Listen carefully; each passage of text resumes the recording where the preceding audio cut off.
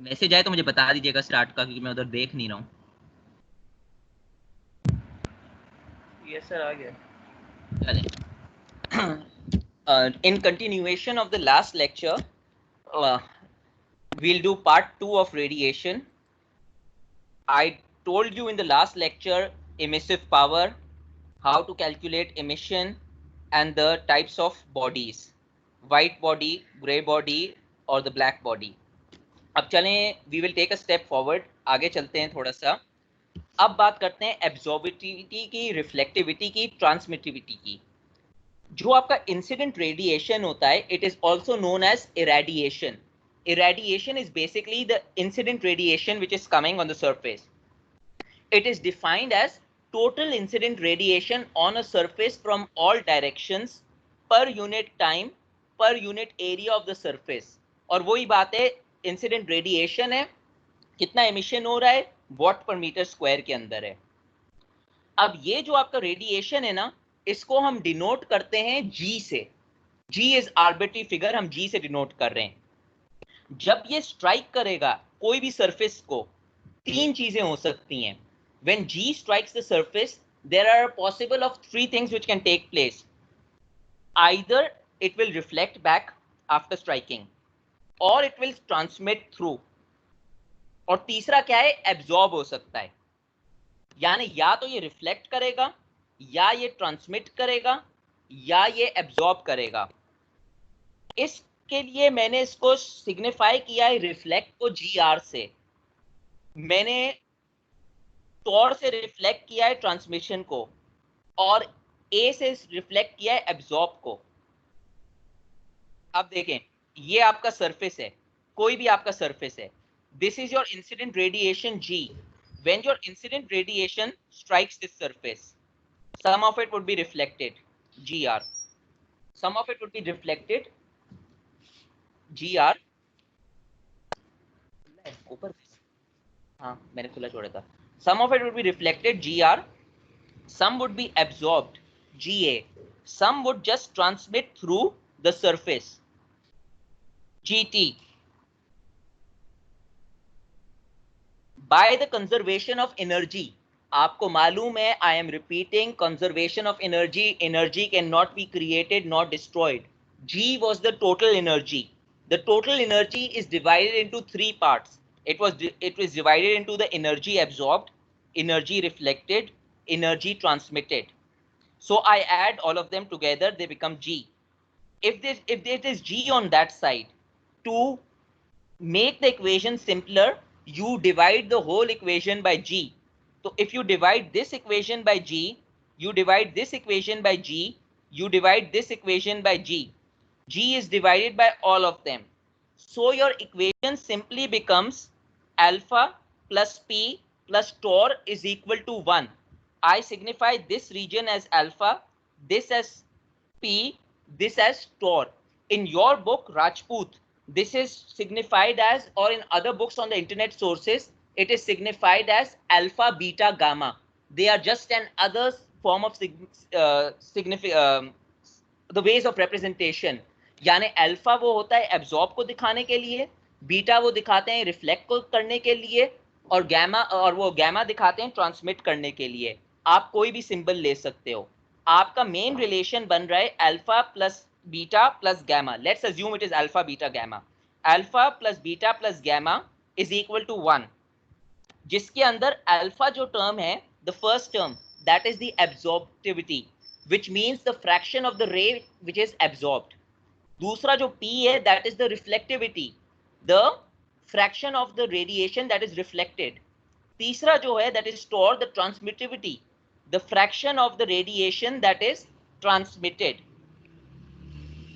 अब देखें, when the incident radiation is absorbed, it is converted into internal energy. Black body की बात करते हैं. अब हमें कोई assumptions लेनी पड़ती हैं. जब हम टाइप्स ऑफ सर्फेसेस की बात कर रहे हैं एंड ब्लैक बॉडी की बात कर रहे हैं, a perfectly absorbing black body, जब परफेक्टली एब्जॉर्ब ब्लैक बॉडी होती है तो हम अज्यूम करते हैं alpha is equal to 1, P is equal to 0, T is equal to 0. इसका मतलब ये हुआ एक परफेक्टली अब्सॉर्बिंग ब्लैक बॉडी को हम अज्यूम करते हैं कि इसके अंदर रिफ्लेक्शन जीरो होगी, इसके अंदर ट्रांसमिटिविटी जीरो होगी। तो इफ योर इक्वेशन, ये इक्वेशन क्या बन जाएगा, P0, this would become P0 torr 0. Your equation would simply be alpha is equal to 1. If I ever tell you write the laws of the different surfaces, so you will say perfectly black body, alpha is equal to 1. That is the first equation. So such a body is called a black body. It is the one which neither reflects nor transmits any part of the incident radiation. It absorbs all the incident radiation. यानी जितना भी incident radiation है ना, वो सारा इसने absorb कर लिया। हकीकत में वही बात हो रही है which I said before. In practice, a perfect black body, alpha is equal to 1, does not exist. This is hypothetical. This is what a black body radiator is.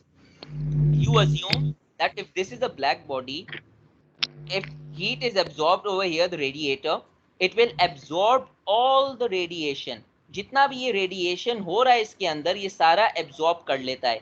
ये ना कुछ रिफ्लेक्ट करेगा, ये ना कुछ ट्रांसमिट करेगा। सिर्फ इतना आपको जानना है, आपको सिर्फ ये जानना है कि ब्लैक बॉडी के लिए जो आपका मेन इक्वेशन है ना, अल्फा इज इक्वल टू 1 रहता है। कैसे आता है इक्वेशन डिराइव, वो मैंने आपको कर बता दिया कि your main energy is divided into 3 sections. फिर आप एनर्जी बैलेंस लगाते हो, एनर्जी बैलेंस लगाकर आप उसको इन टर्म्स ऑफ 1 ले आते हो, यानी आपने टोटल एनर्जी से उसको डिवाइड कर दिया। And after that you have your relation. Opaque body क्या होती है? When there is no incident radiation is transmitted through the body, opaque body के अंदर हम assume करते हैं कि कोई ट्रांसमिशन जीरो, कोई ट्रांसमिशन नहीं होती है। ये कंडीशन है ओपेक बॉडी के लिए। अगर मैं बोलूं ट्रांसमिशन नहीं होती है तो मेरा टॉर क्या होगा, जीरो होगा, यानी कुछ एब्जॉर्ब होगी, कुछ रिफ्लेक्ट होगी। तो ओपेक बॉडी का जो इक्वेशन है वो बन जाएगा alpha plus P is equal to 1. In other words, it is absorptivity plus reflectivity is equal to 1. अब मुझे ये नहीं मालूम है विदाउट कैलकुलेशन कितना अब्जॉर्ब कर रहा है, कितना रिफ्लेक्ट कर रहा है। मुझे सिर्फ ये मालूम है इट इज इक्वल टू 1। यानी in general terms absorptivity plus reflectivity is equal to 1. Generally solids will not transmit unless the material is very thin section. आम तौर पे जब तक मटेरियल आपका थिन नहीं होता, सॉलिड ट्रांसमिट नहीं करते, वो एब्जॉर्ब करेंगे। मेटल्स और इंसुलेटर्स जो होते हैं वो जनरली एब्जॉर्ब करेंगे। Hence in general, क्या हुआ? In general, सर ये ओपेक मैंने कहा सर क्या होती है? क्या होती है? Opaque is more or like the gray body. Opaque, वैसे ओपेक क्या होता है? कोई चीज जो क्लियर नहीं होती। अगर आप, किस तरह मैं आपको मिसाल दूं ओपेक का, अगर आप इमल्शन देखें, इमल्शन वाटर लेयर के ऊपर बनती है तो कौन सा कलर एक बनता है, हेजी सा कलर बन जाता है ना इमल्शन का, वो ओपेक होता है, ओपेक सरफेस, क्लियर नहीं है। तो उस तरह की बॉडी को ओपेक बोलते हैं। आमतौर पे मेटल जनरल जो ग्लासेस और लिक्विड्स होते हैं ना, they are considered to be as opaque bodies. इधर भी आपको कुछ ज्यादा मालूम करने की जरूरत नहीं है। All you need to know is this equation. How is this derived? ये इक्वेशन और ये कंडीशन आपको मालूम होनी चाहिए। For an opaque body, there is no incident radiation. ये दूसरी बॉडी हो गई। तीसरी हो गई यार, तीसरी हो गई आपकी व्हाइट बॉडी। व्हाइट बॉडी क्या होती है? व्हाइट बॉडी के अंदर you assume if all the incident radiation which falls on the body is reflected, it is known as the white body. White body total opposite होती है black body के। इसका क्या मतलब हुआ? हम assume करेंगे radiation is the total absorbing is equal to 0, reflection is equal to 1, the transmission is equal to 0. So your white body equation would be reflection is equal to 1. यानी जितना strike कर रहा है वो सारा रिफ्लेक्ट कर रहा है। तो जो ग्रे बॉडी आती है वो इन दोनों के बीच में आती है, इसीलिए ओपेक को दूसरा नाम ग्रे की फॉर्म्स में दिया जाता है। 3 मेजर टाइप्स ऑफ बॉडी होती हैं, grey, excuse me sir. White. जी सर लास्ट स्लाइड में आपने कहा था कि मेटल्स और इंसुलेटर्स दोनों रेडिएशन को एब्जॉर्ब कर लेते हैं। सर मेटल्स का तो पता था, इंसुलेटर्स भी एब्जॉर्ब करेंगे? क्यों नहीं करेंगे? सर इंसुलेटर्स तो नॉर्मली उसको रिफ्लेक्ट नहीं कर देंगे। अगर एब्जॉर्ब भी करते हैं इसके अंदर कुछ ना कुछ तो एब्जॉर्ब करेंगे ना। मैंने किसके अंदर का एब्जॉर्ब करेंगे ना, बात एब्जॉर्ब करने की हो रही है, बात ये नहीं हो रही 100% एब्जॉर्ब करेंगे। Okay sir. They might reflect some. They might do the other part, but they are, what I'm trying to say is insulators are not black bodies. आप जब एब्जॉर्ब की बात कर रहे हैं आप ब्लैक बॉडी को देख रहे हैं, मिक्सचर है, मुझे नहीं मालूम कितना करेगा। जब मैं फिर आगे बात करता हूं for such a body alpha is equal to 0, P is equal to 1, tau is equal to 0। आम तौर पे there are 2 types of reflection, regular reflection, diffuse reflection. अब ये क्या होते हैं? रेगुलर रिफ्लेक्शन ये होता है the angle between the reflected beam and the normal to the surface equals to the angle made by the incident reflection या radiation with the same normal। यानी अगर मैं 55 डिग्री पे स्ट्राइक किया तो मेरा रिफ्लेक्ट कितना होगा? 55 डिग्री के ऊपर। अगर मैं 30 डिग्री से स्ट्राइक किया my reflection would be 30 degree. diffuse reflection is the incident beam is reflected in all direction, there is not one specific direction, it is going to be scattered। The regular reflection is from highly polished and smooth surfaces. The diffused reflection, roughly all engineered materials have rough surfaces। ये आपने engineered materials पढ़ा होगा in material engineering। You must have studied different types of materials। तो उसके अंदर ये सारा होता है कि वो diffused reflection के अंदर जाते हैं। This is a picture of diffused reflection versus regular reflection। Grey body imperfect black body की तरह होती है। Again it will partially absorb the electromagnetic radiation.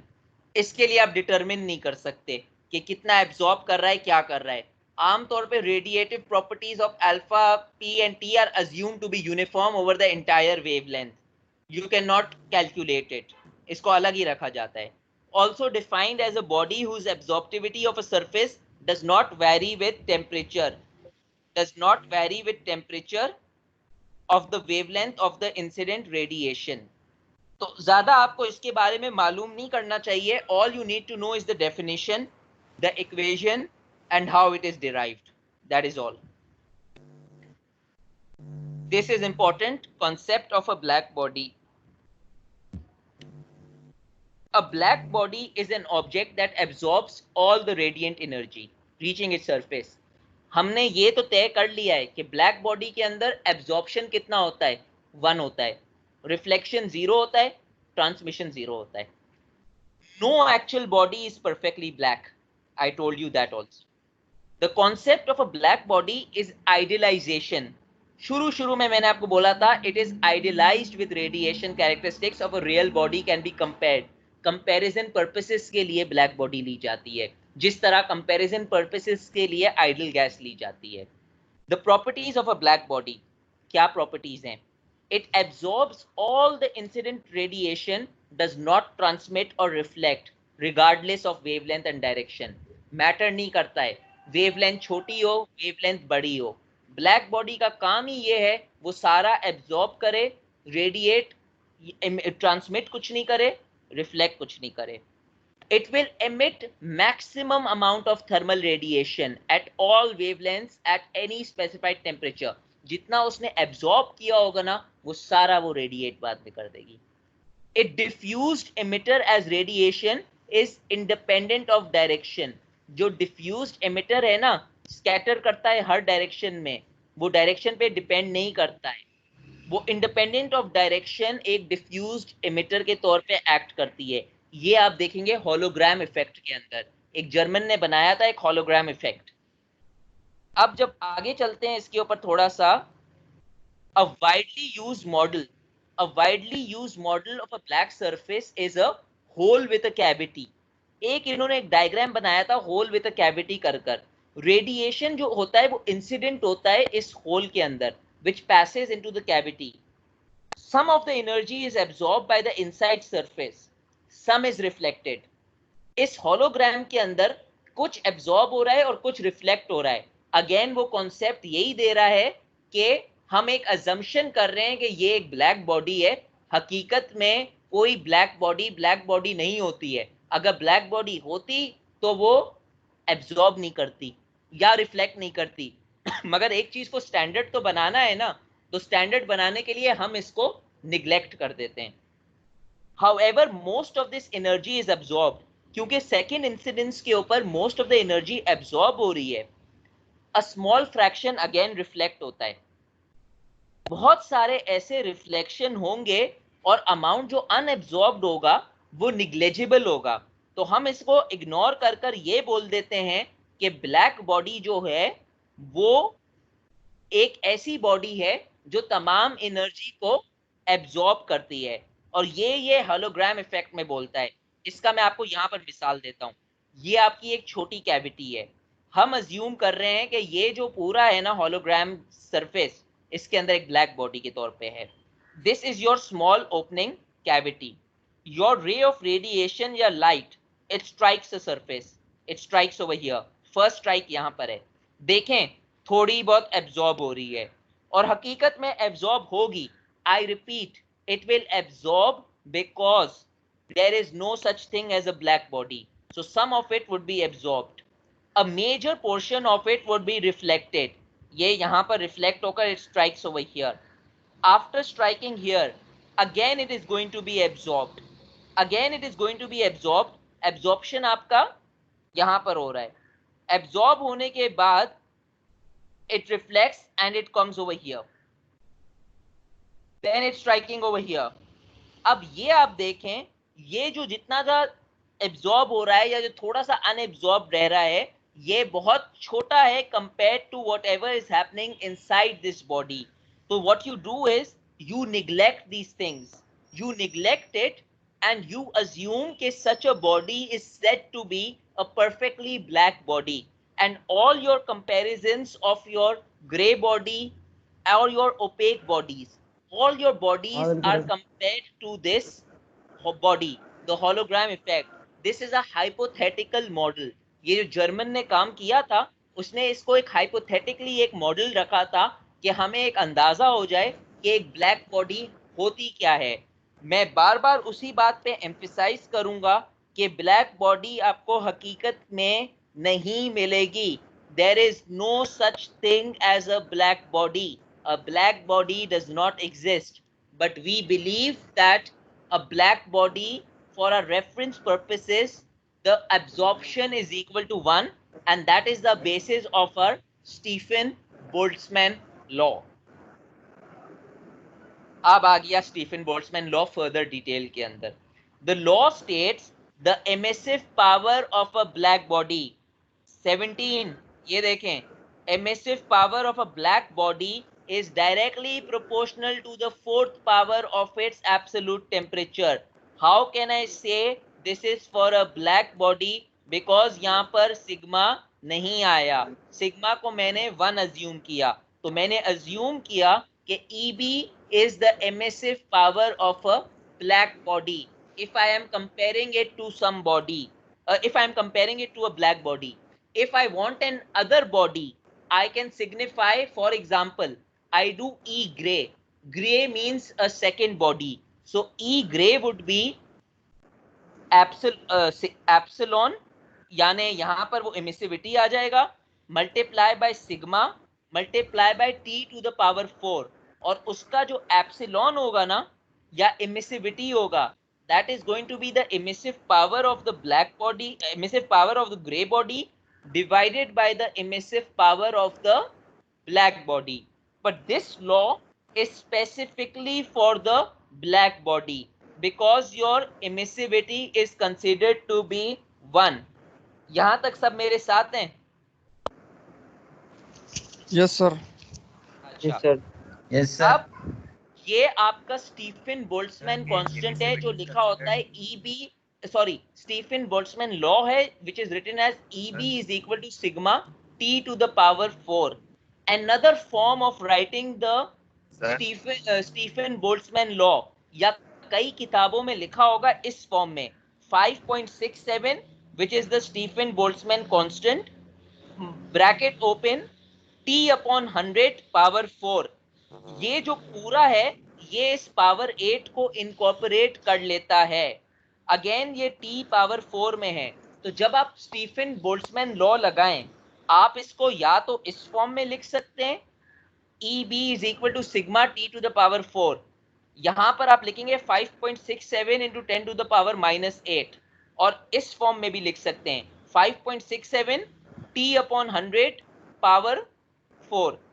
तो जो सा फॉर्म आपको कंफर्टेबल लगे whichever form you are comfortable with, either this form or this form, your answer will be the same. तो ये देखकर घबरा नहीं जाइएगा कि ये this is not going to give me the correct answer. This will give you the same answer as this answer. Clear? जी sir. Kirchhoff's law. Now you should know about the Kirchhoff's law and how Kirchhoff derived its law.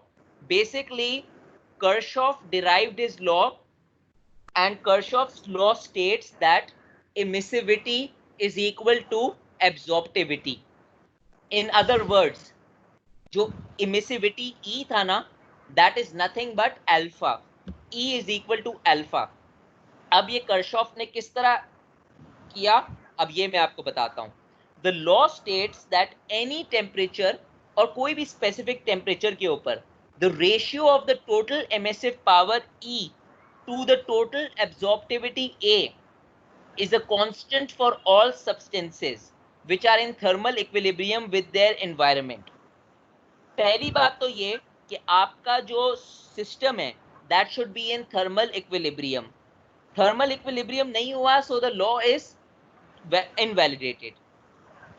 It states that कोई भी temperature के ऊपर ratio क्या है, total emissive power यानी E to the absorptivity यानी E upon alpha एक constant है फॉर हर सब्सटेंस के लिए.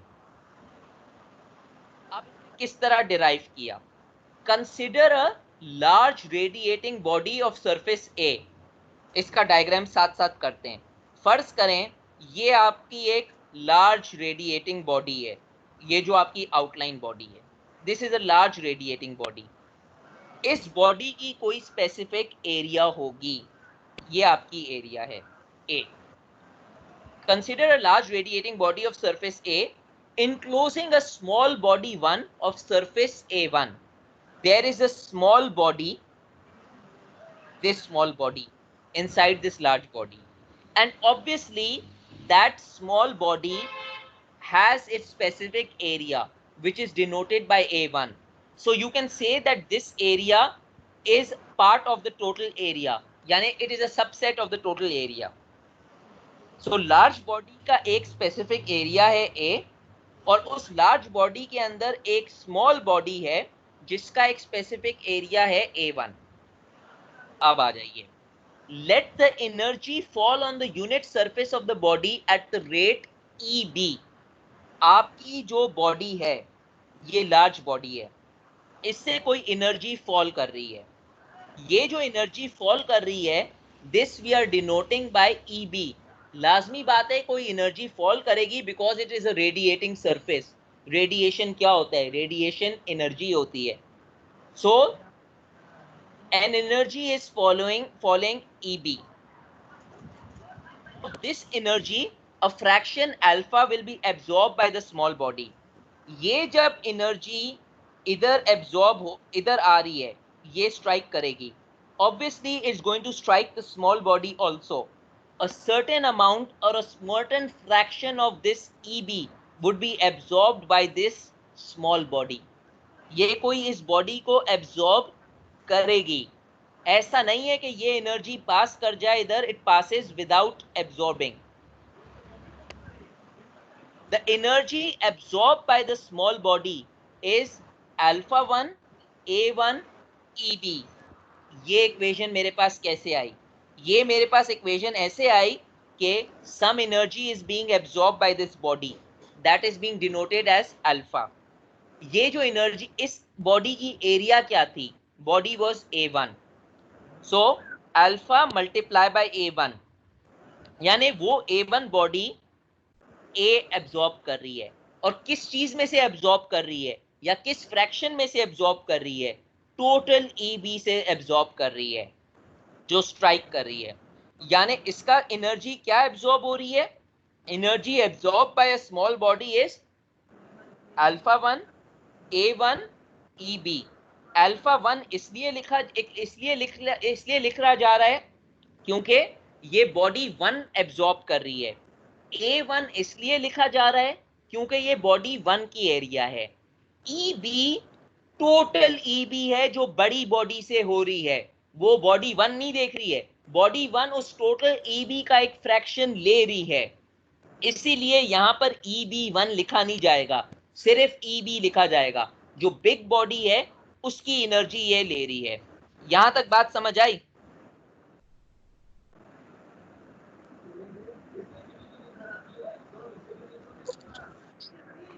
जो यस सर। अब हम ये आवाज बोलते हल्की हैं, रखियो। हम ये नहीं मार, बोलते आवाज हैं। हल्की रखियो। आवाज नहीं आ रही? सर बहुत हल्की आ रही है आवाज। माइक्स ऑफ करें। मुबशिर, सबके माइक्स म्यूट कर दें प्लीज। सर क्योंकि मुझे मैं एक बात पूछनी है सर। जी जी सर ये जो ऊपर किरचॉफ की स्टेटमेंट में लिखा हुआ था थर्मल इक्विलिब्रियम, तो सर इससे इस कंडीशन को आप कैसे डिफाइन करेंगे? मतलब कोई टेम्परेचर सेम होगा या क्या क्या कंडीशन होगी? डेफिनेटली कोई टेम्परेचर इसके ऊपर सेम रखेंगे थर्मल इक्विलिब्रियम का, because when you are practicing it at a certain temperature, आप इंश्योर करेंगे कि कोई फर्दर टेम्परेचर चेंजेस ना हो या कोई डिफरेंट फोर्स ना लगे। Remember when we are doing thermodynamics, मैंने इसका जिक्र किया था, तीन टाइप्स ऑफ इक्विलिब्रियम होते हैं। Thermal equilibrium, mechanical as well as chemical. Thermal के अंदर you focus on the temperature changes नहीं होते, तो you need to make a constant environment, otherwise because this is an experiment ना, एक्सपेरिमेंट कर कर वो डिराइव कर रहा है। Yes sir. अच्छा तो एनर्जी मैंने जो इसने एब्जॉर्ब कर ली है, that is alpha 1 A1 EB। When thermal equilibrium is attend, जब थर्मल इक्विलिब्रियम अटेन्ड हो जाएगा, एनर्जी एब्जॉर्ब हो जाएगी बॉडी 1 के अंदर, it must equal to the energy emitted. Energy law क्या होता है? एनर्जी बैलेंस यही होता है ना, energy intake is equal to energy out. यानी जब वो कोई चीज को एब्जॉर्ब कर रहा है तो वो कोई चीज को एमिट भी करेगा और एक बैलेंस लगेगा, यानी energy in is equal to energy out. मैं बैलेंस लगाऊंगा। अब ये जो मेरा बैलेंस है, ये E1 यूनिट सरफेस इक्विलिब्रियम पे क्या रिटर्न है? A1 E1 is equal to A1 alpha 1 A1 EB। ये क्या चीज थी? ये थी एब्जॉर्ब, ये एब्जॉर्ब थी। और ये क्या चीज है? कितनी वो A1 उस E1 से रिलेट कर रहा है। यानी मैंने यहां पर इसको यहां पर लिखा था, ऑफ दिस एनर्जी फ्रैक्शन, कहां गया? Let the energy on the falling on the surface be EB। यानी आपकी जो टोटल एनर्जी फॉल हो रही है वो EB हो रही है, उसमें से टोटल एनर्जी वो A1 बॉडी ले रही है। तो उस A1 बॉडी ने ये एनर्जी ली है, A1 E1। एनर्जी बैलेंस क्या बोलता है? अगर thermal equilibrium is attained, the energy absorb by the body must be equal to the energy emitted. Energy जो इसने एब्जॉर्ब की है वो तो ये की है, ये एनर्जी एब्जॉर्ब की है, ये एनर्जी ये एमिट करेगा, ये एनर्जी ये एमिट कर रहा है। क्योंकि ये एनर्जी कैसे एमिट कर रहा है? A1 इसकी एरिया है, और डेफिनेटली इस A1 के अंदर इसकी भी तो कोई एनर्जी होगी ना, कोई एनर्जी इसके अंदर होगी। E1 कोई एनर्जी है, वो एनर्जी ये एमिट कर रहा है। यानी इसकी एमिटिंग एनर्जी क्या है? A1 E1। ये बात समझ आई?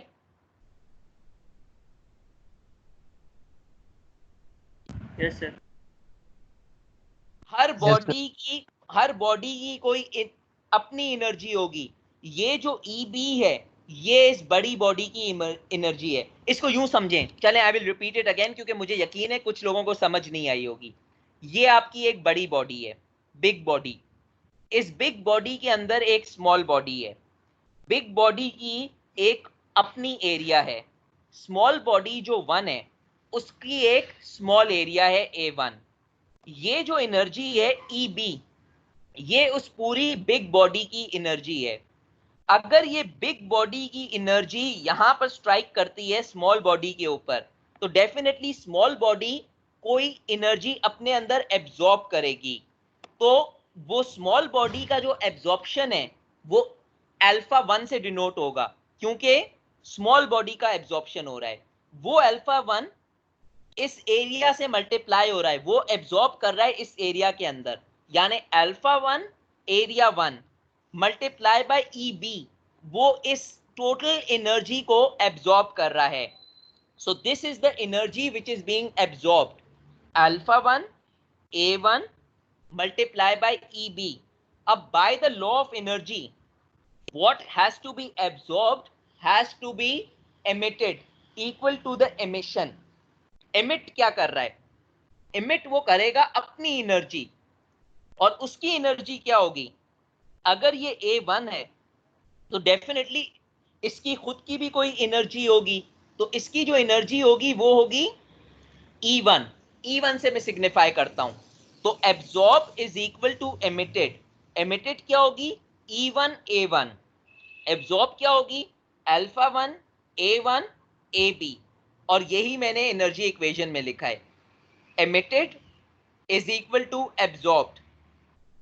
अब आप अंदाजा कर लें कि ये मैंने किया बॉडी 1 के साथ। I do the same experiment with body 2, यानी बॉडी 1 को मैंने रिमूव कर लिया, मैंने बॉडी 2 को डाल दिया। मेरी मेन बॉडी वही है EB, तो EB फैक्टर चेंज नहीं होगा। जो फैक्टर चेंज हो रहा है वो कौन सा चेंज हो रहा है? एरिया चेंज होगी और the energy of that body. तो अगर मैं यही एक्सपेरिमेंट दोबारा करूं तो मेरी एनर्जी जो रिलीज होगी वो क्या होगी? A2 मल्टीप्लाई बाय E2, और मेरी जो एनर्जी जो एब्जॉर्ब होगी वो क्या होगी? अल्फा 2, क्योंकि एरिया 2 अपनी एब्जॉर्ब कर रही है,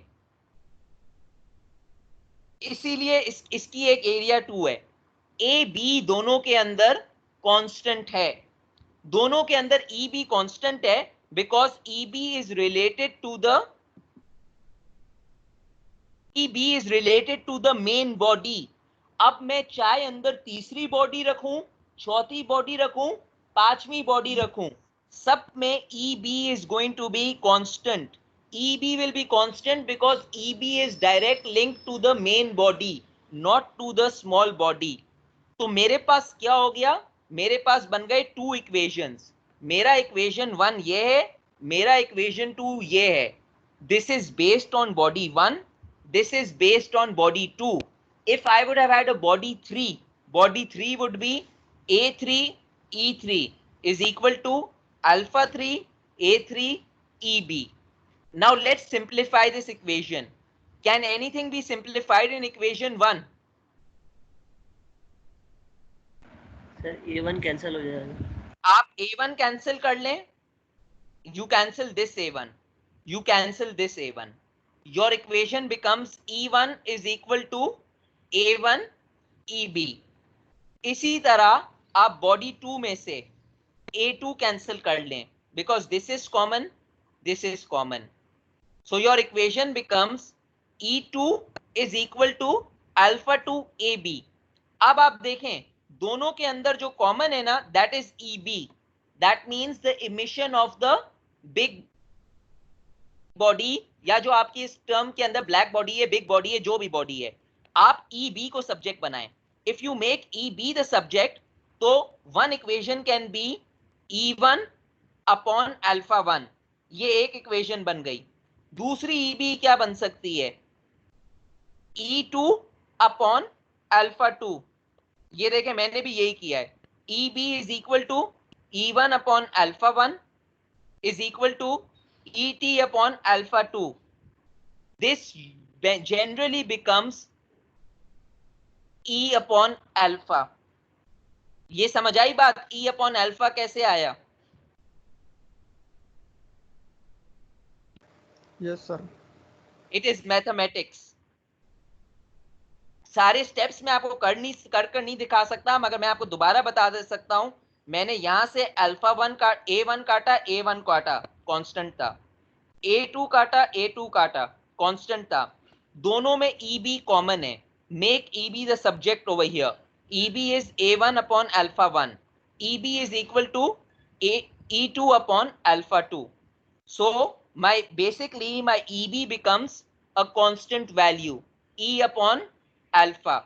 This is exactly what it says. The law states that at any temperature, the ratio of the total emissive power E to the total absorptivity alpha is a constant for all substances. E upon alpha is a constant, ये value, which will be a constant of the black body. चाहे मैं E upon alpha 1 लिखूं, E upon alpha 2 लिखूं, E upon alpha 3 लिखूं, it does not make a difference. अब आप जाएं definition of emissivity of a black body के ऊपर, थोड़ा पीछे जाएं. एमिसिविटी का मैंने डेफिनेशन क्या दिया था? एमिसिविटी का मैंने डेफिनेशन आपको क्या दिया था? The emissivity was defined as the ratio of the emissive power of your body divided by the emissive power of the black body. यही डेफिनेशन मैंने आपको रेशियो के अंदर दिया था ना?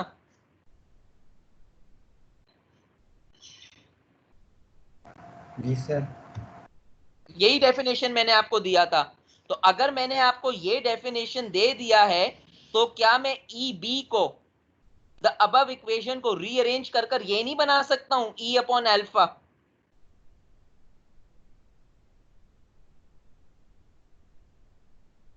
Yes sir. ये भी बन गया. अब जब आप इन दोनों ये इक्वेशन और ये इक्वेशन को आपस में कंपेयर करें तो क्या आपको दिखता है? अगर मैं इस इक्वेशन को कंपेयर करूं, पहला इक्वेशन देखें. पहले इक्वेशन के अंदर ये जो EB है, जो एमिसिविटी का डेफिनेशन था, इस EB को मैं यहां ले जाऊं और इस एप्सिलॉन को मैं यहां ले जाऊं, तो बेसिकली मेरे पास बन गया E अपॉन एप्सिलॉन. और ये वाला मेरे पास वैसे ही है, E अपॉन अल्फा. ये E अपॉन अल्फा मेरे पास आया कर्शॉफ के लॉ के थ्रू, कर्शॉफ के डेरिवेशन के थ्रू. और ये जो E अपॉन एप्सिलॉन आया, ये मेरे पास आया एमिसिविटी के डेफिनेशन के ऊपर. The definition of emissivity is emissive power of any body upon emissive power of the black body. जब मैंने ब्लैक बॉडी को सब्जेक्ट बनाया तो ये मेरा बन जाएगा E upon epsilon, E upon alpha. तो मेरा क्या होगा? ये EB कट गया, ये अल्फा, ये E कट गया, ये E कट गया. बेसिकली मेरे पास बन गया, दूसरी साइड पे अगर मैं ले जाऊंगा तो epsilon is equal to A. अगर मैं दोनों इक्वेशन को कंपेयर करूंगा, I would get this very useful relation which says that emissivity is equal to absorptivity. और यही बात कर्शॉफ डिराइव कर रहा था. यानी इस पूरी एक्सपेरिमेंट में कर्शॉफ ने कुछ नहीं किया. Kirchhoff derive that absorptivity is equal to emissivity. अब जब मैंने ये डिराइव कर लिया, इसके बाद मैं 2-3 चीजों के ऊपर कॉन्फिडेंटली कह सकता हूं. पहली बात मैं कह सकता हूं, alpha is always smaller than 1. क्यों मैं कह सकता हूं? बिकॉज बाय डेफिनेशन मैंने आपको पहले बताया था, emissivity can not be greater than 1. Maximum emissivity 1 होती है, which is for a black body. तो अगर मैक्सिमम एमिसिविटी 1 है और emissivity is equal to alpha, तो alpha has to be smaller than 1. Hence, the emissive power E is always smaller than the emissive power of the black body at equal temperature. अगर alpha greater than 1 हो गया, तो ये आपका law invalid हो गया. दूसरी चीज क्या है? Kirchhoff law also states that the emissivity of the body is equal to its absorptivity when the body remains in thermal equilibrium with its surrounding. ये law emissivity is equal to absorptivity, ये सिर्फ जब valid है जब आपकी body thermal equilibrium के अंदर है। तो अगर मैंने आपसे कभी कंडीशन में ये पूछ लिया कि what is the assumption of Kirchhoff's law, assumption is absorptivity is equal to emissivity, absorptivity is equal to emissivity provided that thermal equilibrium is maintained for the big body। तो ये मैंने आपको पूरा अरेंज कर दिखा दिया कि how is emissivity equal to the absorptivity in Kirchhoff's law। कुछ स्टेप्स मिसिंग हैं, the steps which are missing are purely mathematics। सही तरीका ये है कि इस लॉ को आप ड्रॉ कर देखिएगा, पिक्चर ड्रॉ कीजिएगा और डिराइव कर कोशिश कीजिएगा। अगर आपसे डेरिवेशन नहीं हो, ask your classmates, if they still can't explain you then message me, I will help you out। तो पहले कोशिश करके देखिएगा, विदाउट डेरिवेशन ये नहीं हो पाएगा। क्लियर है? Okay sir. चलें, अब एक बात आती है प्लैंक्स लॉ की। ये वही प्लैंक है जिसने अपने लॉज बनाए थे, प्लैंक्स लॉ बनाया था। अब ये नजर आ रहा है, क्लियर नहीं है? नजर आ रहा है सर। क्लियर है सर। चलें, जूम करके आ रहा है। अब प्लैंक ने ये लॉ बनाया, ये लॉ डेफिनेटली आपको गिवन होगा। Without giving this picture I can not expect you to remember this formula. पहले तो मुझे ये बताएं, ई लैम्डा बी ये क्या सिग्निफाई कर रहा है?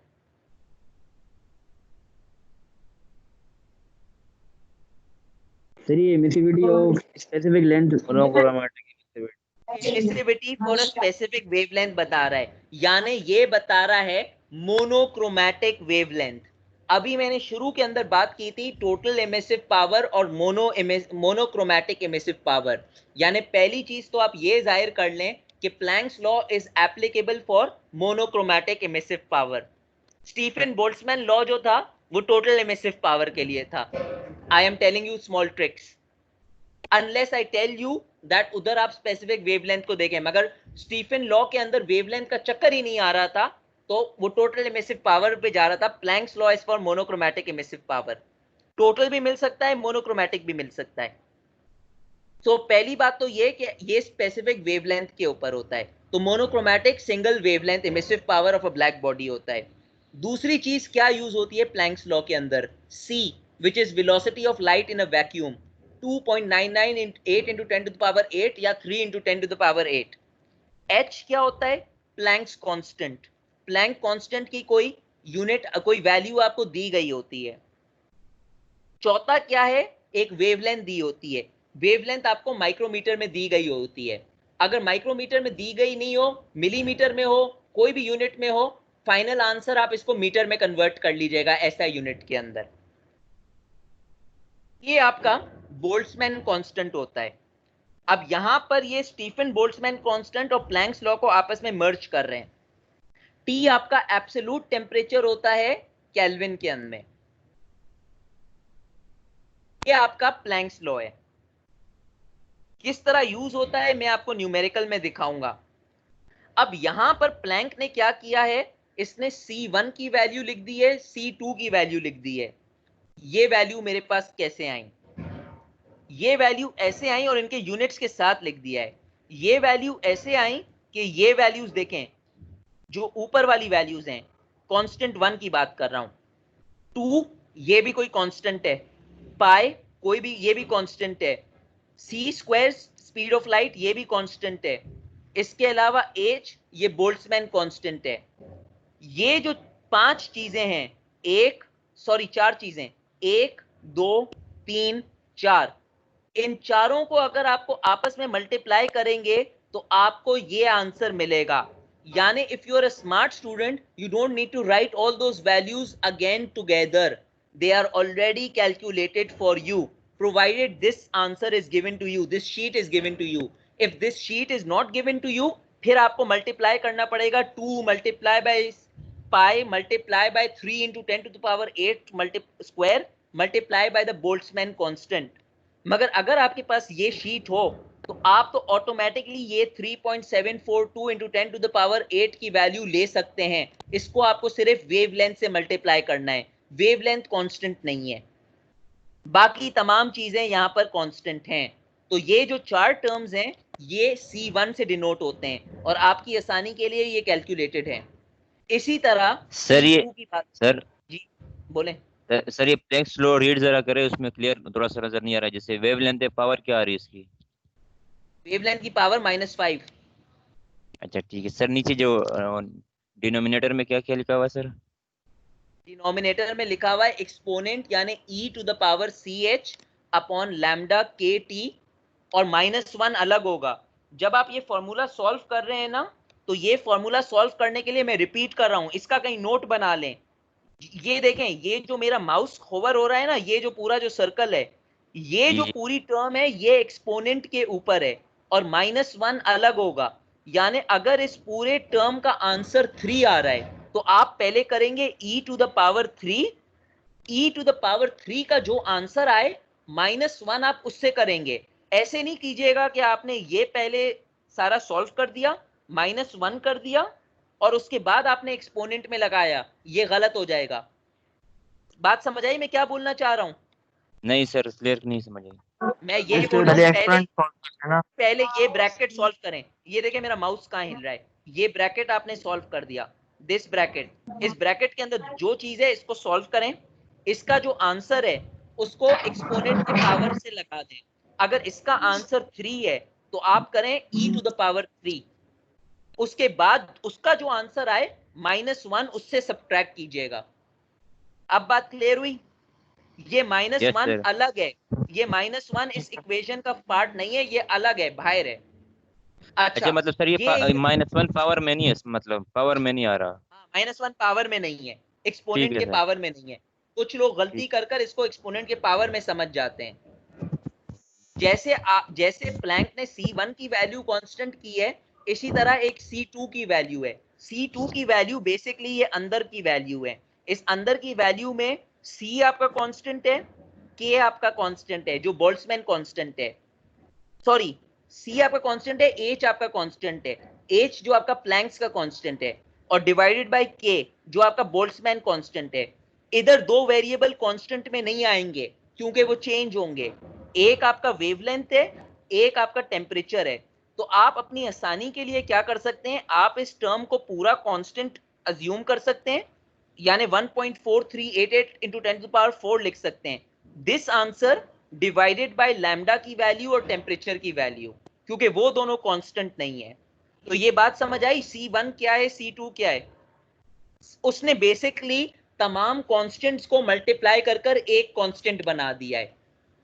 जो ये 4-5 वैल्यूज हैं, ये एक कांस्टेंट, एक मेन आंसर बन गया है, जो कि आपको यहां पर सॉल्व कर कर मिल गई है. क्लियर है? Yes sir. Yes sir. चलें. द इक्वेशन, अब जो ये प्लैंक्स इक्वेशन है, the equation is of significance. Important क्यों है? As it provides quantitative results for the radiation for the black body. आपको जो रेडिएशन के रिजल्ट्स चाहिए होते हैं ना, वो क्वांटिटी चाहिए होती है. तो ये इक्वेशन इसलिए सिग्निफिकेंट है, ये आपको एक न्यूमेरिकल वैल्यू मिला सकती है. प्लैंक ने प्रपोज किया the energy of the electromagnetic wave is quantised rather than continuous. ये मैंने आपको पहले बता दिया था.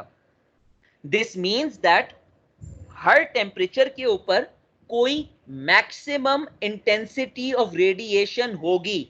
अगर मैं 100 केल्विन लूं, उसके ऊपर कोई इंटेंसिटी ऑफ रेडिएशन होगी. अगर मैं 200 लूं, उस पे कोई होगी. For 300 there is going to be something. That is why temperature can not be taken as constant. Temperature depends upon that particular temperature. Similarly, wavelength cannot be taken. Wavelength depends upon that particular wavelength. That is the reason why these values are not taken in constant. Intensity does not follow a smooth curve.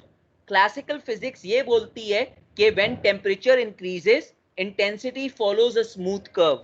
In reality, Planck found out that intensity does not follow a smooth curve. देखें इस तरह का कोई diagram बनता है, ये curve understand कर लें, इंपॉर्टेंट है, मैं आपको समझाता हूं. देखें इस अगर आपको ये ड्रॉ करने को आ जाए या स्केच करने को आ जाए, इधर एक गलती है. गलती क्या है? यहां पर रेडिएशन के इंटेंसिटी यूनिट्स नहीं है. अगर आप स्केच कर रहे हैं, जैसे वेवलेंथ के यूनिट्स हैं नैनोमीटर, यहां पर आपको लिखना चाहिए intensity what per metre square. अब इस डायग्राम की थोड़ा सा जिक्र करते हैं. ये जो डायग्राम है ना, ये purely infrared region to UV light region है. मैंने आपको बताया था जब हम रेडिएशन कर रहे थे कि हमारा फोकस ऑफ इंटरेस्ट ये इंटरेस्ट रीजन था, इंफ्रारेड से लेकर यूवी रेडिएशन तक. Classical prediction says it's a smooth curve like this, but in reality you can see it is not smooth. This is not smooth, this is not smooth, this is not smooth, and this is not smooth. फर्क क्या आ रहा है? फर्क is coming because of the temperature. Every temperature has a different intensity. अभी मैंने आपको यहां पर जिक्र किया था, I said, where is it gone? ये for each temperature there is a maximum intensity of radiation. Follow this. 3000 intensity of radiation is here. 4000 intensity of radiation is this value. 5000 intensity of radiation is this value. 6000 intensity of radiation is this value. So it is incorrect to say that the intensity of radiation at 3000 is the same as the intensity of radiation at 3002. It is incorrect. Every temperature has its own frequency या intensity of radiation. Ab, what exactly is this curve? Let's try to understand this. Relationship between the temperature of its object and the black body radiation. According to the graph, ये जो पीछे graph बना है, it is observed that at relatively low temperature, most of the radiation emitted is at wavelength longer than 700 nanometer, which falls in the infrared portion of the spectrum. जब आपका temperature कम है तो आप ये देखें, लो टेम्परेचर के ऊपर most of your radiation is falling in the infrared. Infrared radiation क्या होता है? Infrared radiation आपका होता है longer than 700 nanometer. 700 nanometer तकरीबन यहां पर होगा. ये सारा यहां पर आ रहा है लो टेम्परेचर के ऊपर.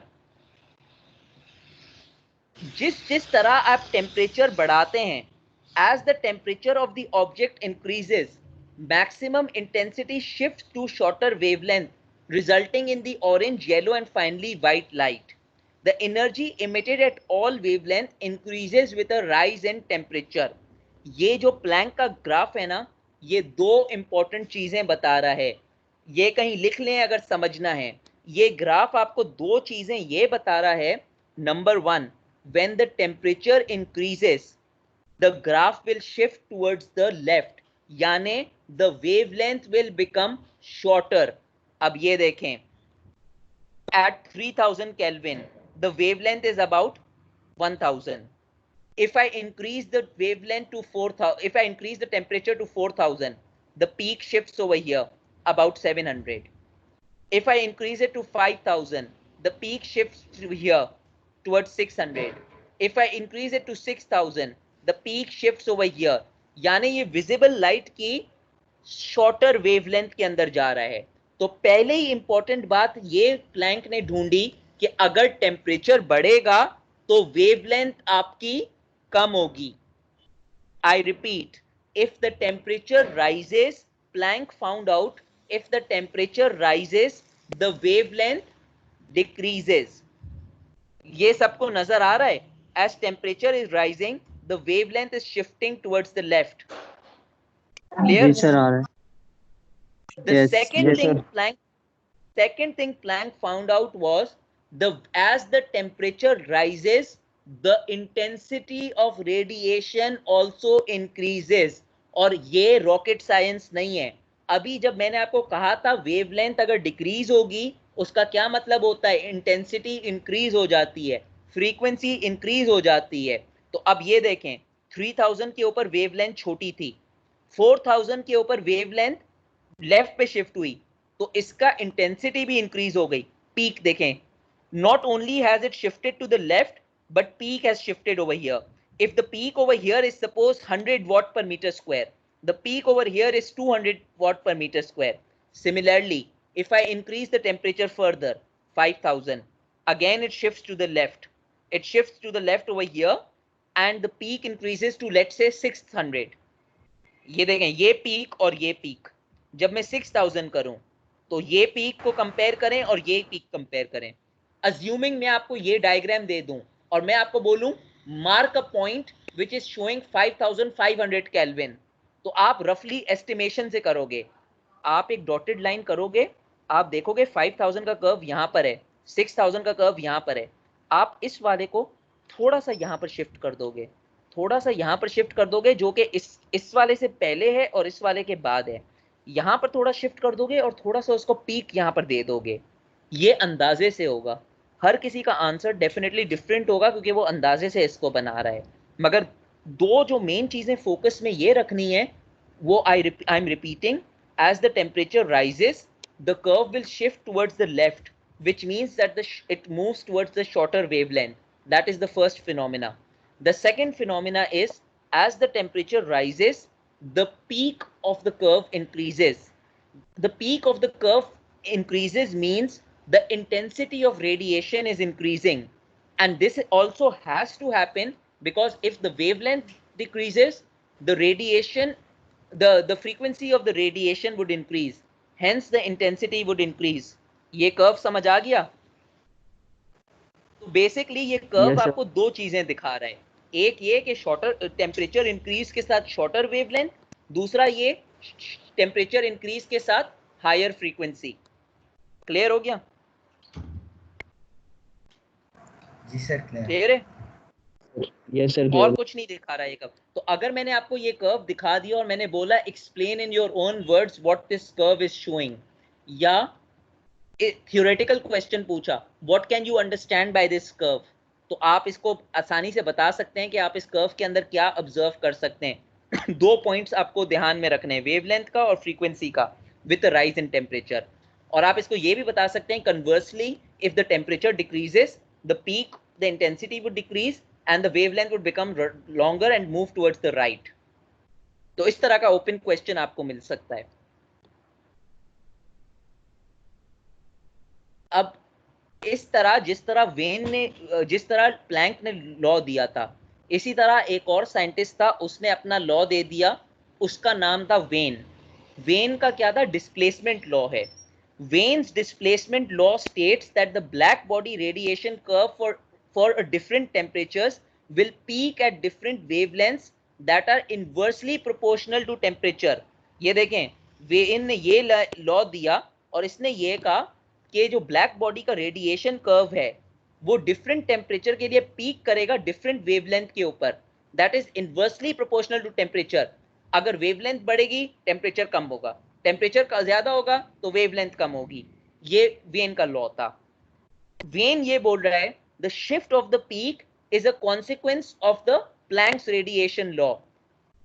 ये भी मान रहा है कि जो पीक जो शिफ्ट हो रही है वो प्लैंक के लॉ की वजह से हो रही है। अभी मैंने आपको बताया प्लैंक का लॉ क्या है, टेम्परेचर राइज करेगा तो पीक लेफ्ट पे शिफ्ट करेगी और उसकी इंटेंसिटी ऊपर राइज करेगी। वेन भी ये बोल रहा है।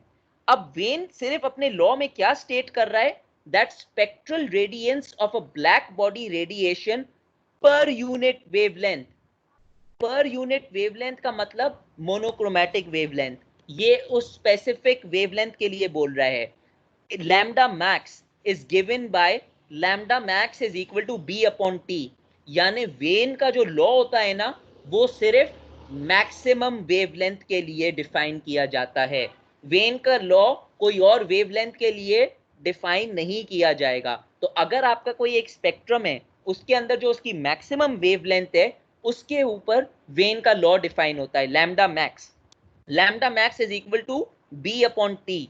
टी आपका एब्सोल्यूट टेम्परेचर होगा केल्विन में, बी एक कांस्टेंट होगा, कांस्टेंट ऑफ प्रोपोर्शनैलिटी, जो कि वेन डिस्प्लेसमेंट कांस्टेंट होता है। ये इक्वल होता है, अगर आप मीटर टर्म्स के टर्म्स में लें, 2.897 इंटू 10 टू द पावर -3 या 2898 माइक्रोमीटर। तो अगर आप लैम्डा मैक्स माइक्रोमीटर में ले रहे हैं तो बी की वैल्यू आप माइक्रोमीटर में लिखेंगे, फाइनल आंसर आप क्या करेंगे, मीटर में चेंज कर देंगे। ये एक तरीका है सॉल्व करने का। The second way to solve is you already changed the value of lambda in meters, यानी अगर आपको माइक्रोमीटर में आंसर है या मिलीमीटर में वेवलेंथ है, आप उसको मीटर में चेंज करें। और अगर आपने उसको मीटर में चेंज कर दी तो b की वैल्यू आप क्या लेंगे, 2.897 into 10 to the power -3। Unit mess up नहीं कीजिएगा, ऐसा नहीं कीजिएगा कि यहां पर आपने मीटर ले लिया, यहां पर आपने माइक्रोमीटर ले लिया, आपका आंसर गलत हो जाएगा।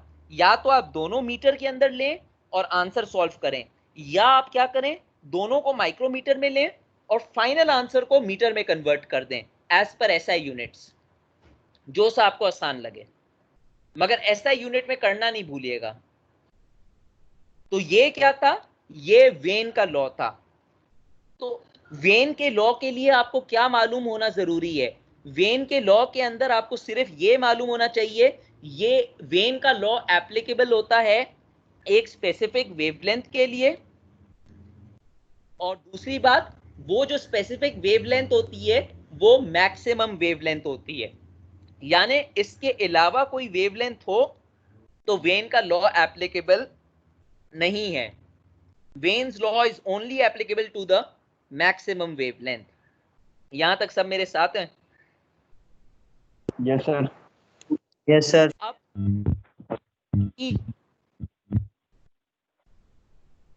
मम्मा घंटी बज रही है। Okay so basically the wavelength, I told you two laws, Planck law and the Wain's law. Planck law is the talking about the monochromatic wavelength, and it talks about shifting of the curves at an increasing temperature and the intensity of the curve. Wain's law talks about a specific wavelength which is a maximum wavelength. अब when ने क्या किया, that Wain and Planck, they combined their laws together. They combined their laws together, which they called maximum monochromatic wavelength. तो अगर कहीं आपको question नजर आए मैक्सिमम मोनोक्रोमैटिक वेवलेंथ, तो ना तो प्लैंक्स लॉ लगाइएगा ना तो वेन्स लॉ लगाइएगा, ये दोनों लॉ का कॉम्बिनेशन हो गया। मोनोक्रोमैटिक वेवलेंथ वो आपको अंदाजा दे रहा है कि प्लैंक्स ने काम किया है, मैक्सिमम अंदाजा दे रहा है कि वेन ने काम किया है। तो जो ये दोनों लॉ है ना, वेन का और प्लैंक्स का, वेन का और प्लैंक का, ये जब आपस में कंबाइन हो गए तो ये लॉ बन गया 1.285 into 10 to the power -5 t to the power 5 watt per metre square. इसमें देखें, इसमें t टू द पावर 4 नहीं आ रहा, they have combined their laws. Wien के अंदर एक t आ रहा था, मोनोक्रोमैटिक लॉ के अंदर पावर 4 आ रहा था, क्योंकि स्टीफन बोल्ट्जमैन लॉ यूज हो रहा था। They have combined their laws together.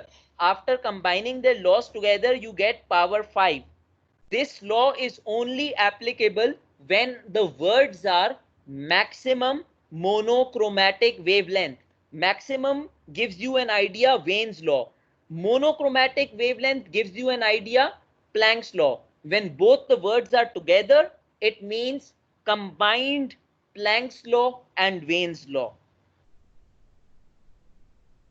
Sometimes what the student does is, if I've given maximum monochromatic wavelength, उन्होंने मोनोक्रोमैटिक देख लिया, उन्होंने प्लैंक्स लॉ लगा दिया, या उन्होंने मैक्सिमम देख लिया, उन्होंने वेन्स लॉ लगा दिया, उन्होंने पूरा नहीं पढ़ा कि ये मैक्सिमम मोनोक्रोमैटिक वेवलेंथ है। तो कभी भी अगर मैक्सिमम मोनोक्रोमैटिक वेवलेंथ आपको मिला हो तो आप ये फॉर्मूला लगाएंगे। अभी तो चलें, ऑनलाइन एग्जाम है तो आप फॉर्मूला देख सकते हैं। बिल फर्ज अगर ये यूनिवर्सिटीज 15 तारीख को खुल जाएं और अगर आपके फाइनल के अंदर रेडिएशन आए तो I will give you all the equations in your examination sheet, but I will not tell you which example is which. You have to know which is the Vane's law, which is the maximum Vane's law, which is the Stephen Boltzmann law. बहुत आसान है बताना. जिसका power 5 है, you can remember like this. Power 5 means Vane and Planck's combined. तो clear हो गया?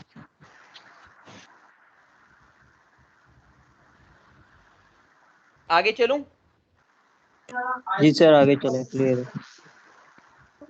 ये जो डायग्राम है ना, ये diagram is nothing but a combination of Vane's and Planck's law together. Basically it is showing that the same thing but for a peak value. It shows that at the peak value lambda max, वहां पर this is applicable, वहां पर peak value के ऊपर Vane का law लग सकता है. This is the peak over here, this is the peak over here, this is lambda max, this is lambda max, and the concept is the same because Vane agreed that Planck is correct. Vane ने ये मान लिया. So this law is just basically combining the Planck's law and the Vane's law. How is it combining the Planck's law? Look at this. 3000 के ऊपर peak is somewhere over here. 4000. The peak shifts over here. Peak shifts towards the left. Shorter wavelength. The peak gets higher intensity. Similarly over here 5000. Shorter wavelength. Wavelength moves towards this side, this region, higher intensity. 6000 के ऊपर it moves towards the left, and look at the peak moves over here. So this is basically combining the Planck's law and the Vane's law together. ये जो values हैं ये maximum values हैं at this particular wavelength. तो इसके ऊपर Vane's का law applicable है. For this wavelength Vane's law is over here. For this wavelength Vane's law is over here. For this wavelength, Vane's law is over here. Look at this. This is a proper diagram because when they've made their diagram, they have shown watts per meter square. It should be watts per meter square by the way intensity. अच्छा, this is power density. तो इन्होंने watts per meter cube लिखा है. आप इसको सिर्फ power उसके अंदर लिख सकते थे intensity के form में. If you would have written intensity, you would have just written watt per meter square. या intensity के जो unit है watt per meter square steradians. अभी इसकी मैं बात करता हूं. ये बात समझ आ गई? प्लैंक का लॉ क्या है, वेन का लॉ क्या है, आपस में मर्ज कैसे हुआ है? How have Planck and Wien merge their laws together? Intensity of radiation. फिर हम एक बात इंटेंसिटी की करते हैं. When a surface element emits radiation, all of it will be intercepted by a hemispherical surface. बात आप हेमिस्फीयर की क्यों करते हैं? आप हेमिस्फीयर की इसलिए बात करते हैं क्योंकि रेडिएशन आपका अर्थ के ऊपर आ रहा है. Earth is a hemisphere. जब अर्थ की कैलकुलेशन करते हैं तो हेमिस्फेरिकल सरफेस लेना पड़ता है. The intensity of radiation I is the rate of energy leaving a surface in a given direction per unit solid angle. अब ये मुझसे नहीं पूछिएगा सॉलिड एंगल कैसे आया है, क्योंकि ये एक बहुत बड़ी डेरिवेशन है जो मैं स्किप कर रहा हूं क्योंकि this is not part of your course. Earth अगर हेमिस्फीयर है तो हेमिस्फीयर के ऊपर एक सॉलिड एंगल आता है जिसको हम कॉन्टैक्ट एंगल बोलते हैं. When they calculate for the earth, this is how they calculate radiation. There's a solid angle, they calculate it at striking, they take out the derivations. You ignore this. All you need to know is that the solid angle is striking at 2 pi. The solid angle subtended by the complete hemisphere is striking at 2 pi. ये 2 pi क्यों strike कर रहा है? Pi r square किसका formula होता है? Surface का, circle का, यही होता है ना. 2 pi r square. अर्थ में 2 हेमिस्फीयर होते हैं. जब हम हेमिस्फीयर की बात करते हैं, अगर हम उसको फुल कर लें 2 हेमिस्फीयर होते हैं, मल्टीप्लाई बाय 2 हो गया, r स्क्वायर कैंसिल हो गया. आपने सिर्फ इस पूरी स्लाइड में ये जानना है सॉलिड एंगल जो सबटेंडेड होता है वो 2 pi होता है. That is all you need to know. And by using a black body या सरफेस, आप क्या करेंगे? आपका जो emissivity of the black body is that is pi multiply by intensity. pi multiply by intensity, इसका unit क्या होगा? Intensity का यूनिट होगा स्टेरेडियंस, वॉट पर मीटर स्क्वायर पर स्टेरेडियन. कहीं मैंने लिखा होगा, एक सेकेंड रुके, कहीं पर इंटेंसिटी का जो यूनिट है that is this, what per metre square steradian. Steradian कहां से आया? स्टेरेडियन आया कॉन्टैक्ट एंगल से. अगर मैं सिर्फ वॉट पर मीटर स्क्वायर करूं, ये किस चीज का यूनिट है? ये इमिसिविटी का यूनिट है. What per metre square second steradian, ये किस चीज का यूनिट है? ये इंटेंसिटी का यूनिट है. सेकेंड स्टेरेडियन कैसे आया? स्टेरेडियन आया आपका कॉन्टैक्ट एंगल की वजह से, और सेकेंड कहां से आया? Over here it says the intensity of radiation is the rate of energy. What is the rate of energy? Joule per second. Second incorporate हो गया. So all you need to know is this formula. E is equal to pi L. This is the formula for intensity of radiation, where E is the emissivity of, E is the emission of the black body या whatever surface. Pi is the value of pi constant. I is the intensity of radiation, which units are watt per meter square second steradians. Do not forget the units of intensity. After that, Lambert made a law. Lambert made a cosine law which states that total emissive power E theta from any radiating plane surface in any direction is directly proportional to the cosine of the angle of emission. यानी Lambert ने ये कहा कि कोई भी जो angle है जो एक थीटा पर स्ट्राइक कर रहा है, वो डायरेक्टली प्रोपोर्शनल किस पे है? E N total emissive power of the radiating surface. यानी मेरा जो रेडिएटिंग सरफेस का एमिसिव पावर है उसका कोसाइन के ऊपर ये प्रोपोर्शनल है. यानी अगर मुझे ई थीटा ढूंढना है तो मुझे अपना total emissive power of the radiating surface मालूम करना है, उसके साथ उसका कॉस थीटा मालूम करना है, डायरेक्शन ऑफ द नॉर्मल. मगर लैम्बर्ट कोसाइन लॉ का एक कंडीशन है. Lambert cosine law is only applicable for a diffuse radiation.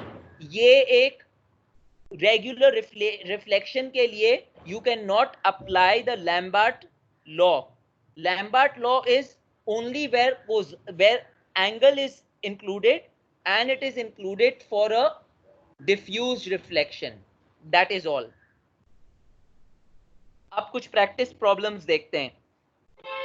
Okay, I have 15 minutes to discuss the problems. अगर कोई problem समझ नहीं आए तो please ask me later, मगर इसको follow भी कर लीजिएगा, solve on your own. सबसे पहले तो मुझे ये बताएं, क्वेश्चन देखें. The effective temperature of a body having an area of 0.12 meter square is 527 degrees Celsius. Calculate the following. What is the first thing that you must do before going further? Temperature change करें. Temperature change को करें. Kelvin में convert कर लें. Temperature को kelvin में convert कर लें. मेरा पहला क्वेश्चन ये है, total rate of energy emission, कौन सा फॉर्मूला अप्लाई होगा? E is equals to E upon EB. Area वाला. क्या? एरिया वाला, सॉरी हाँ? एरिया वाला. एरिया वाला. नहीं, सर, एरिया जो वाला. बोल्ट्जमैन का. जो वर्ड आपको दे रहा है ना, वर्ड ने कहा रेट ऑफ एनर्जी इमिशन. अगर मैं आपसे ये पूछता टोटल पावर ऑफ इमिशन, तो आप एरिया को निग्लेक्ट कर देते, आप स्टीफन बोल्ट्जमैन लॉ को डायरेक्ट अप्लाई करते. मगर मेरा वर्ड क्या है? मेरा वर्ड है रेट ऑफ एनर्जी इमिशन. तो रेट ऑफ एनर्जी इमिशन के लिए आपको एरिया गिवन है, आपको टेम्परेचर आपने कन्वर्ट किया. Total rate of energy emission, emission of a black body या any body is equal to sigma AT4. ये स्टीफन बोल्ट्जमैन वैल्यू कांस्टेंट है, you know this. Area 0.12 into 800 to the power 4.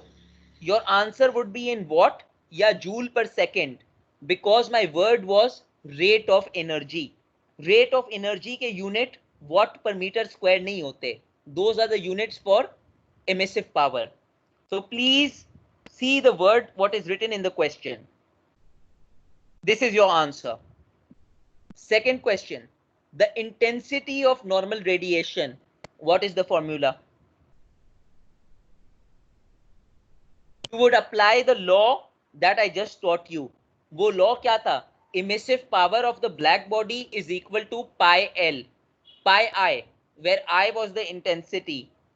अब emissivity is equal to pi I, emissivity of the body.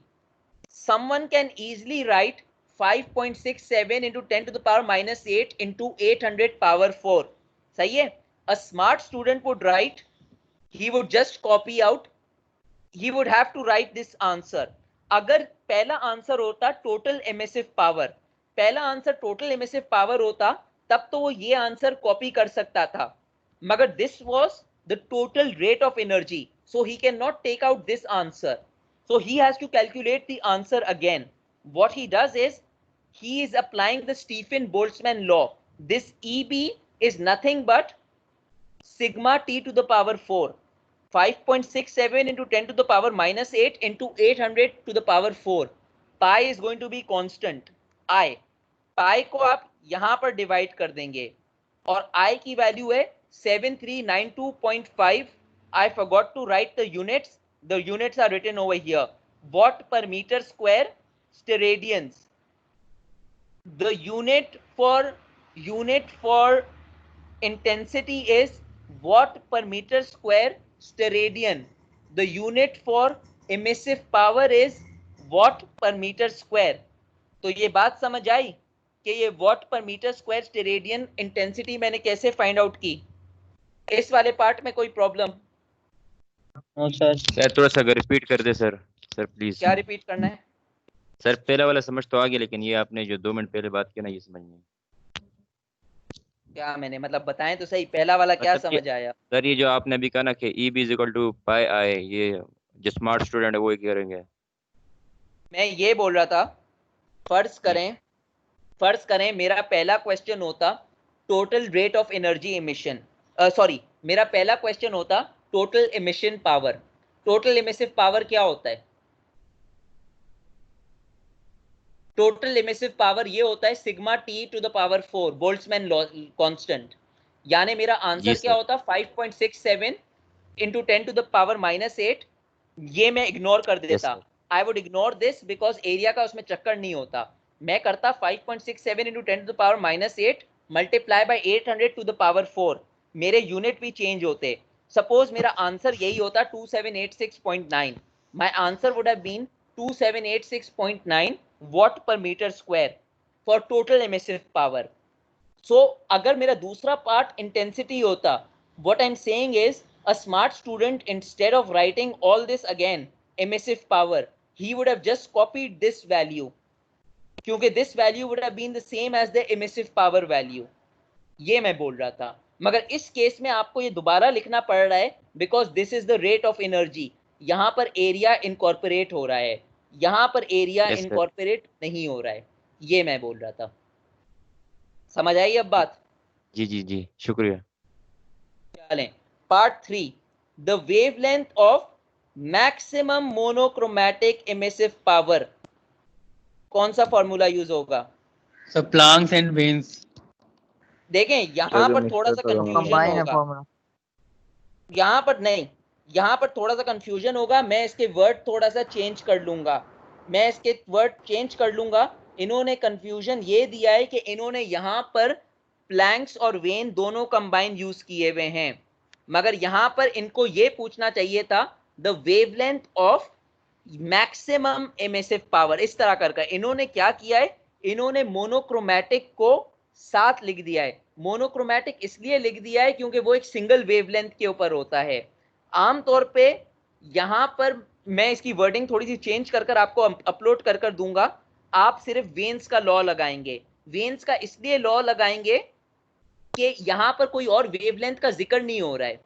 अच्छा, एक interesting बात और, बिलफर्ज अगर कोई स्टूडेंट कंफ्यूज भी हो जाए कि यहाँ पर कंबाइन लिखना है, पहले मुझे बताएं आप यहाँ पर कंबाइन लिख कैसे सकते हैं? आपको तो यहाँ पर कोई स्पेसिफिक वेवलेंथ दी नहीं है, इस क्वेश्चन में तो कोई वेवलेंथ दी नहीं है, तो प्लैंक का लॉ तो वैसे ही एप्लीकेबल नहीं है।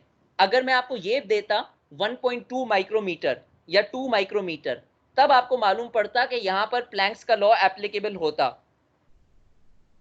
बात समझ रहे हैं? जी सर, समझ गए। यस सर, जी सर। डेटा में नहीं गिवन। इसीलिए क्योंकि इस डेटा में आपको कोई वेवलेंथ गिवन नहीं है, आप सिर्फ वेन का इस्तेमाल करेंगे क्योंकि यहां पर मैक्सिमम लिखा हुआ है। मगर टू बी फेयर मुझे यहां पर लिखना चाहिए था मैक्सिमम एमिसिव पावर, मोनोक्रोमैटिक नहीं लिखना चाहिए था। मगर क्योंकि मैंने मोनोक्रोमैटिक लिख दिया, आप इस पे वेन को अज्यूम कर लें। तो मैं क्या करूंगा, मैं वेन का लॉ लगाऊंगा। अगला क्वेश्चन के अंदर दोनों यूज होंगे तो आपको खुद समझ आएगी। वेन का लॉ क्या है? Lambda max upon B upon T. मुझे मेरा बी मालूम है, 2898, ये कांस्टेंट होता है। टेम्परेचर मुझे मालूम है 800। लैम्डा मैक्स मिल गया मुझे 3.6225 माइक्रोमीटर। एक चीज मैंने नहीं की, मैंने इसको एसआई यूनिट में नहीं किया। इसको प्लीज 10 टू द पावर -6 से मल्टीप्लाई कर लीजिएगा। क्यों कर लीजिएगा? एसआई यूनिट में लाने के लिए। ओके। बात समझ आई? क्लियर है? Yes sir. Yes sir. ये था question 1। Question 2, assuming the sun to be a black body emitting radiation, मैंने आपको दिया है maximum intensity at this wavelength 0.49 micrometre. Calculate the following. Surface temperature of the sun. Surface temperature आपको कैसे मिलेगा?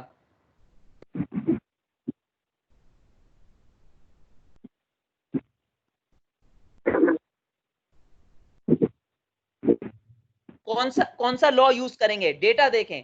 Data जो आपको गिवन है, कौन सा लॉ एप्लीकेबल हो सकता है? What law can be applicable according to the given data? हैं? Sir Planck's law. Planck's law. Why Planck? Why Planck? The word over here is maximum intensity. Wayne's law. Maximum intensity at this wavelength. तो सब आप इसमें reverse में जा रहे हैं। सबसे पहले आप वेन्स लॉ लगाएंगे क्योंकि आप टेम्परेचर वेन्स लॉ से ढूंढ सकते हैं। What you would do is you apply the Wayne's law. Lambda max is equal to B upon T. You know that lambda max is 0.49 micrometer. You know that the constant B is 2898 micrometer Kelvin. ये micrometer गया, ये micrometer गया। Your answer would be 5914 Kelvin. Your temperature, you are finding the temperature. Why I applied the Wayne's law? It said maximum intensity. You need to understand these words. Maximum means Wayne's law is applicable. Now my second question is heat flux at the surface of the sun. This is nothing but the total emissive power, because the formula of heat flux is the same as emissive power. What is the unit? Watt per meter square. तो मैं आपसे क्या पूछ रहा हूं? मैं आपसे simply emissive power पूछ रहा हूं। और आपको ये भी मालूम है कि सन इज अ ब्लैक बॉडी। अगर ये ब्लैक बॉडी हो तो कोई एमिसिविटी की वैल्यू होगी? नहीं होगी। एमिसिविटी वैल्यू 1 होगी। आपने कौन सा लॉ लगाना है? आपने सिंपल स्टीफन बोल्ट्जमैन लॉ लगाना है। हीट फ्लक्स के लिए emissivity, emissive power of the sun sigma T power 4। Area का चक्कर नहीं आएगा क्योंकि मैं रेट ऑफ एनर्जी नहीं पूछ रहा हूं। तो मैं आपसे क्या पूछ रहा हूं? 5.67 इंटू 10 टू द पावर -8। 5914 को आपने पावर 4 कर दिया, ये आपका आंसर बना 6.9376 into 10 to the power 7 watt per metre square. Clear है? मैंने आपसे हीट फ्लक्स कर सिंपली ये पूछा कि टोटल एमिसिव पावर क्या है। इन अदर वर्ड्स मैंने आपसे टोटल एमिसिव पावर पूछा और कुछ नहीं पूछा।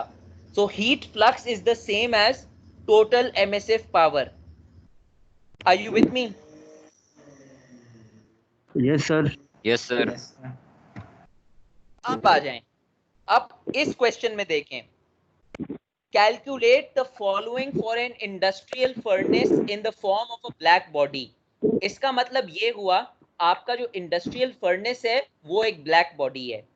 It emits radiation at 2500 degree Celsius. सही है. सबसे पहले आपने क्या करना है, आंख बंद कर close your eyes and change this temperature into kelvin. The first part says monochromatic emissive power. Monochromatic emissive power at 1.2 micrometer. Monochromatic emissive power के लिए कौन सा लॉ अप्लाई करते हैं? Planks law. Planck's law. क्योंकि अब यहां पर मैं आपसे एमिसिव पावर पूछ रहा हूं और मैंने आपको एक मोनोक्रोमैटिक एमिसिव पावर पूछा है एक पर्टिकुलर वेवलेंथ के ऊपर. इसके यूनिट क्या होंगे?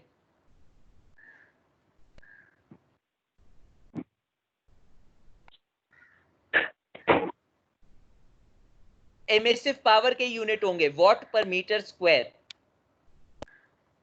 तो सबसे पहले मैं क्या करूंगा, मैं पहले प्लैंक्स लॉ यूज करूंगा. अब ये जरा वर्कआउट करें, थोड़ा सा मेसी लग रहा है, मैं स्टेप बाय स्टेप जाऊंगा, प्लीज इसको अंडरस्टैंड कर जाइएगा. मोनोक्रोमैटिक वेवलेंथ के लिए सबसे पहले I change my temperature to kelvin, then I write Planck's law. I write Planck's law, this is Planck's law. यहां पर मैंने क्या लिखा, C1 लैम्डा -5. मैंने C1 डायरेक्ट लिख दिया. मैं सारी टर्म्स भी लिख सकता था. मैंने लिखा C1 lambda -5 e to the power C2 lambda -2 C2 upon lambda t -1 बाहर जाएगा. सबसे पहले तो ये देखें कि मेरी जो C1 की वैल्यू है वो क्या आ रही है, वो आ रही है 3.742 into 10 to the power -16 watt per metre for metre square. Someone can say ये वैल्यू कहां से आई? मैंने लेजी वे आउट यूज किया. मैं क्या किया, मैं C1 की वैल्यू पे गया जो मुझे गिवन थी. सारे कांस्टेंट्स वैसे ही कैलकुलेटेड थे. C1's value was 3.742 into 10 to the power 8 watt per micrometre power 6 metre square. Power 4 या power 6, it's power 4. Power 4 metre square. What am I doing? I am putting my units into meter square. इसीलिए मेरा जो answer है वो -16 की terms में है. अगर माइक्रोमीटर पावर 4 है तो उसको कन्वर्ट करने के लिए मैं क्या करूंगा, मैं करूंगा माइक्रो क्या होता है 10 to the power -6. 10 to the power -6 होता है, मगर वो -6 पावर 4 भी हो जाएगा क्योंकि यहां पर 24. पावर 4 है. तो -6 इंटू पावर 4 कितना हो गया, -24. -24. और यहां पर वैसे ही मेरे पास 10 टू द पावर 8 था, तो 10 to the power 8 multiply by 10 to the power -24 कितना हो गया, -16. -16. तो ये देखें -16 की वैल्यू आ गई. ये वैल्यू चेंज नहीं हुई क्योंकि ये वैल्यू वही रह रही थी. तो मेरी वैल्यू आ गई 3.742 इंटू 10 टू द पावर -16. यहां पर 8 इसलिए है क्योंकि ये माइक्रोमीटर के ऊपर है, मैंने मीटर के ऊपर देख किया है. मेरे यूनिट्स देखें, तो प्लीज यूनिट में गलती नहीं कीजिएगा. इसी तरह C2 की वैल्यू क्या थी, C2 की वैल्यू थी 1.4338 इंटू 10 टू द पावर 4. ये आसान है, 4 माइक्रोमीटर, इसमें स्क्वायर का टर्म ही नहीं आ रहा. तो if I want to change it into metre, I multiply it by 10 to the power -6. अगर मैं -6 से मल्टीप्लाई कर दूंगा, ये कांस्टेंट वैसे के वैसा रहेगा, -2 की टर्म आ जाएगी मीटर केल्विन. 2 मिनट दे दें मुबशिर, रिकॉर्डिंग ऑफ कर दें प्लीज.